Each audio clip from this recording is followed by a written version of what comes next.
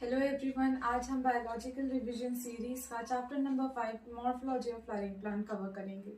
तो इसमें देखो, मॉर्फोलॉजी का मतलब होता है कि हम एक्सटर्नल फीचर्स के बारे में बात करते हैं और फ्लावरिंग प्लांट यहाँ पे एंजियोस्पर्म्स को रिप्रेजेंट करता है। तो हम यहाँ पे एंजियोस्पर्म्स यानी कि फ्लावरिंग प्लांट की मॉर्फोलॉजी के बारे में स्टडी करते हैं, जिसमें हम देखेंगे कि शूट क्या होता है, रूट क्या होता है, या फिर हम वेनिएशंस, फाइलोटेक्सिन, फ्लोरेसेंस, ये सारी चीजों के बारे में देखते हैं। तो सबसे पहले आता है हमारे रूट के बारे में। तो रूट हमारी तीन तरीके की होती है। एक तो आता है सबसे पहले टैप रूट सिस्टम। उसमें क्या होता है कि जो हमारा रेडिकल वाला पार्ट होता है उससे हमारा रूट निकलता है। तो जो रेडिकल से सबसे पहले रूट निकलती है उसको हम प्राइमरी रूट कहते हैं। उससे लैटरल ब्रांचेस निकलते हैं जिन्हें हम सेकेंडरी रूट कहते हैं, और उससे टर्शियरी निकलती है एंड सो ऑन। तो इसे हम टैप रूट सिस्टम कहते हैं, जो कि हमारे मस्टर्ड में दिखता है। फिर हम दूसरा आते हैं fibrous root system. Fibrous root system में भी टैप रूट जैसे प्राइमरी रूट होती है, बट वो शॉर्ट लिव्ड होती है, जैसे वो टूट जाती है और फिर स्टेम के जो बेस वाला पार्ट होता है उसी से बंडल ऑफ रूट्स निकलती है, जिसे हम फाइब्रस रूट सिस्टम भी कहते हैं, जो कि हमारे मोनोकॉट जैसे कि वीट में देखने को मिलता है। फिर हमारे आता है एडवेंटिनियस रूट सिस्टम, जिसमें क्या होता है कि जो रूट होते हैं वो हमारे रेडिकल पार्ट के अलावा रूट जैसे जो रूट होती है वो रेडिकल पार्ट के अलावा स्टेम या फिर लीव से निकलती है, जैसे कि मॉन्स्टेरा, ग्रास और बैनियन ट्री। तो ये हमारे रूट हो गए। फिर आते हैं reasons of roots. Reasons of root में हमने देखा तो जो रूट की एपिक्स वाला पार्ट होता है यानी टिप वाला पार्ट होता है उसमें रूट कैप पाई जाती है। रूट कैप क्या होता है, वो प्रोटेक्शन में हेल्प करती है, क्योंकि जो रूट होती है वो बहुत ज्यादा सॉफ्ट और डेलिकेट होती है। इस वजह से जब वो ग्रो कर रही होती है सॉइल में तो वो टूट ना जाए, इस वजह से उसके ना जो टिप पे रूट कैप पाया जाता है। फिर उसके जस्ट ऊपर रीजन ऑफ मेरिस्टेमेटिक आता है, जिसमें यहाँ के जो सारे सेल्स होते हैं वो थिन वॉल्ड होते हैं, डेंस प्रोटोप्लाज्म होता है, प्लाज्मोडेस्मेटल कनेक्शन बहुत हाई होता है, और यहाँ पे जो सेल्स होते हैं वो कंटिन्यूसली डिवाइड करते रहते हैं। उसके बाद वो जो सेल्स होते हैं आगे जाते हैं रीजन्स ऑफ एलोंगेशन में। यहाँ पे ये सेल्स अपने जहाँ पे काम करेंगे उसके हिसाब से इलोंगेट होते रहते हैं। तो रीजन ऑफ इलोंगेशन ही रिस्पॉन्सिबल होता है कि हमारी जो रूट की लेंथ बढ़ रही है वो रीजन ऑफ इलोंगेशन की वजह से ही होता है। उसके बाद ये जो सेल्स होते हैं जो इलोंगेशन में गए थे इलोंगेट होके, उसके बाद वो जाते हैं रीजन ऑफ मैच्योरेशन में। यहाँ पे आके इनकी जो शेप होती है, साइज होता है, वो फिक्स हो जाता है, यानी ये मेच्योर हो गए। अब इसी की जो रीजन ऑफ मैच्योरेशन होता है, इसी के एपिडर्मल सेल्स में हमारे आते हैं रूट हेयर्स, जो कि हमारे absorption of water and mineral में हेल्प करते हैं। तो रूट बेसिकली हमारे absorption of water and mineral में, preserving food material and synthesis of PGR जैसे कि ऑक्सीजन, या फिर हमारे एंकरेज के लिए भी यूज किए जाते हैं। उसके बाद आता है स्टेम। स्टेम और रूट में क्या डिफरेंस है कि जो स्टेम होता है वो प्लूम्यूल पार्ट से निकलता है और जो रूट होता है वो रेडिकल पार्ट से निकलता है। जो शूट होता है वो हमारा पॉजिटिव फोटोट्रोपिज्म दिखाता है और नेगेटिव जियोट्रोपिज्म, और रूट जो होता है वो पॉजिटिव जियोट्रोपिज्म और नेगेटिव फोटोट्रोपिज्म शो करता है। उसके बाद हमने देखा था कि जैसे जो स्टेम वाला पार्ट होता है वो असेंडिंग एक्सिस से निकलता है, और इसमें हमारे ब्रांचेस होते हैं, और जैसे फ्रूट होते हैं, फ्लावर होते हैं, ये सारी ब्रांचेस वगैरह होती हैं। पर रूट में ऐसा कुछ नहीं होता। फिर जैसे हमने देखा था कि जो स्टेम में हमने सबसे पहले, फिर उसके बाद देखा था जैसे लीफ के बारे में देखा था कि जी जो लीफ होता है उसके एक्सियल में एक्सिलरी बर्ड्स भी पाए जाते हैं जो आगे जाके ब्रांचेस फॉर्म करते हैं। उसके बाद आते हैं हमारे वेनिशियस। तो वेनिएशंस में हमने देखा था कि दो तरीके के वेनिएशंस होते हैं। वेनिएशन का मतलब होता है कि जो लीफ होता है उसके अंदर बीन्स का क्या अरेंजमेंट है, उसे हम वेनिएशंस कहते हैं। तो वेनिएशंस हमें दो तरीके के होते हैं, एक तो रेटिकुलेट और एक पैरेलल वेनिएशंस।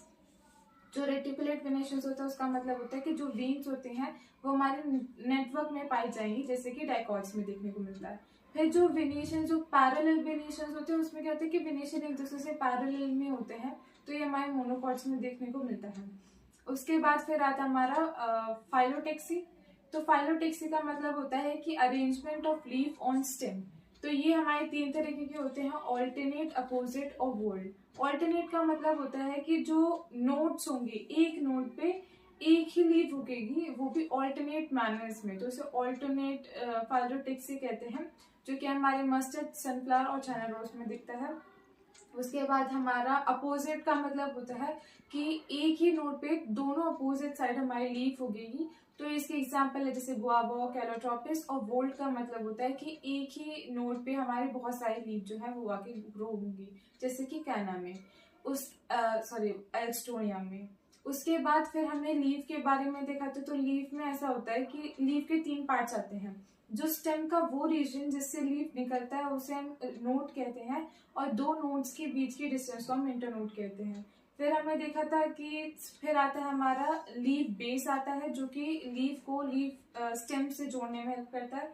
फिर आता है हमारा पेट्यूल, और फिर आता है हमारा लैमिना, जिसे हम लीफ ब्लेड भी कहते हैं। पेट्यूल जो होता है वो थिन होता है, फ्लेक्सिबल होता है, क्योंकि जब भी फ्लेक्सिबल होगा हवा की वजह से जब हिलेगा तो फिर जो हमारा लीफ ब्लेड होता है, लैमिना होता है, उसे फ्रेश एयर मिलती है। और जो लीफ ब्लेड होता है वो एक्सपेंडेड पार्ट होता है लीफ का, जहाँ पे फोटोसिंथेसिस होती है। उसके बाद हमने देखा था कि जो लीफ बेस होता है, मोनोकॉट्स में ऐसा होता है कि वो एक शीट बना लेता है, जिसकी वजह से हमारा जो पेट्यूल होता है, जो स्टेम होता है, वो पार्शियली या फिर फुल्ली कवर्ड होता है। और उसके बाद हमने देखा था कि जो लेग्यूमिनस प्लांट्स होता है उसमें जो हमारा लीफ बेस होता है वो स्वेलन पार्ट बन जाता है, जिसे हम पल्बिनस भी कहते हैं। इधर ही हमारा 2 लीफ लाइक स्ट्रक्चर्स भी होते हैं जिन्हें हम स्टिप्यूल्स कहते हैं।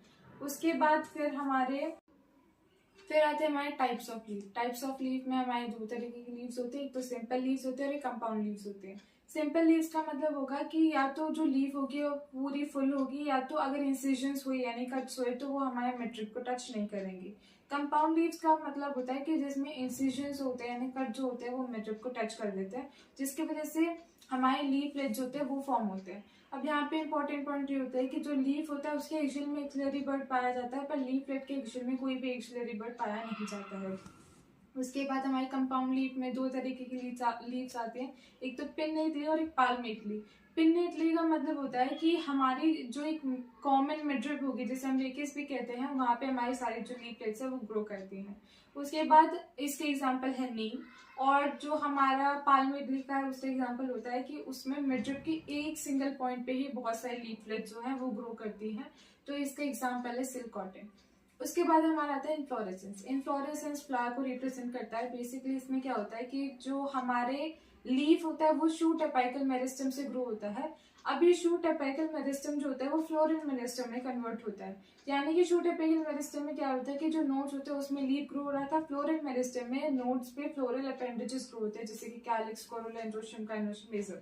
तो शूट अपिकल मेरिस्टम में जहां इंटरनोड जो थे वो इलोंगेट होता है, यहाँ पे फ्लोरल मेरिस्टम में इंटरनोड जो होता है वो हमारा कंडेंस होना शुरू हो जाता है, जिससे फ्लावर बनता है। अब फ्लावर की भी 2 तरीके की मूवमेंट होती है, एक तो हम साइमोस और रेसमोस कहते हैं। रेसमोस को हम एक्रोपेटल ऑर्डर भी कहते हैं। एक्रोपेटल ऑर्डर में क्या होता है कि जो हमारा जो फ्लावर होगा वो सबसे पहले स्टेम के नीचे वाले पार्ट में ग्रो होगा, उसके बाद क्योंकि इसमें नीचे ग्रो हो रहा है तो फिर हमारे स्टेम की ग्रोथ होती है वो चलती रहती है, जब तक कि जो स्टेम के टिप पे फ्लावर ना आ जाए तब तक उसकी ग्रोथ जो है वो रुकती नहीं है। तो इसमें जो है अनलिमिटेड ग्रोथ पाई जाती है, किसमें, रेसमोस में और एक्रोपेटल ऑर्डर में। फिर हमारा आता है बेसिपेटल ऑर्डर, जिसको हम साइमोस भी कहते हैं। इसमें क्या होता है कि जो फ्लावर होता है वो सबसे पहले ही टिप पे जाके ग्रो होता है, जिसकी वजह से उसकी जो लेंथ होती है वहीं पे रुक जाती है, जिसका मतलब है लिमिटेड ग्रोथ होती है, उसके बाद नीचे नीचे ग्रो होता है। उसके बाद हमने फ्लावर्स के बारे में देखा था कि फ्लावर जो होते हैं वो बहुत इंपॉर्टेंट होते हैं। इसमें हमारा जो भी कैलिक्स, कोरोला, एंड्रोशियम, गाइनोशियम पाए जाते हैं थैलमस के ऊपर पाए जाते हैं। उसके बाद हमने देखा था जो गाइनोशियम होता है वो फीमेल पार्ट को रिप्रेजेंट करता है, एंड्रोशियम मेल पार्ट को रिप्रेजेंट करता है, कैलिक्स और कोरोला जो होता है वो एक्सेसरीज होते हैं।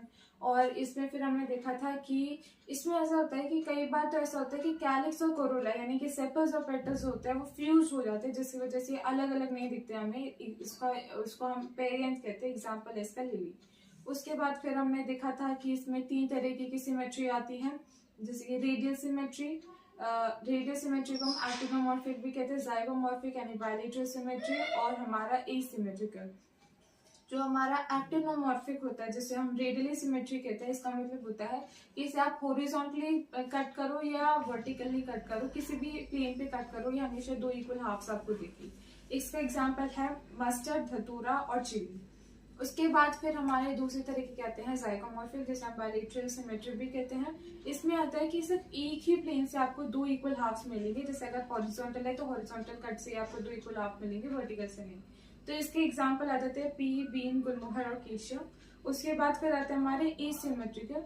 एसिमेट्रिकल का मतलब होता है कि आप किसी भी प्लेन में कट करो ये आपको कभी भी 2 इक्वल हाफ्स नहीं देगा। इसका एग्जाम्पल है कैना। ये पार्ट 1 है, पार्ट 2 हम आपको दूसरे वीडियो में